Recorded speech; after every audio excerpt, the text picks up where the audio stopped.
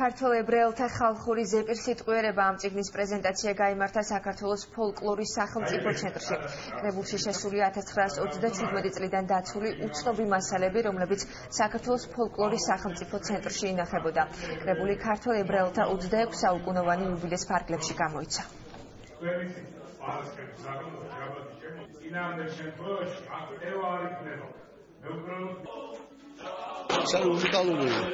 უნიკალური მასალა, რომელიც 37 წლიდან 2014 წლამდე ინახებოდა ცენტრში და ახლა გამოვეცი.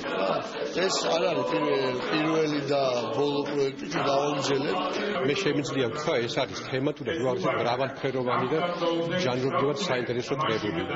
ჩვენ არ გქონია სოლიდური გამოცემა ქართველ ებრაელთა ხალხური შემოქმედების, ამიტომაც ეს შეიძლება ითქვას პირველი ხმული არის გავლებული იმ კაბელში, რომელიც ალბათ კიდევ ბევრ საიდუმლოს ინახავს ამ თვალსაზრისით.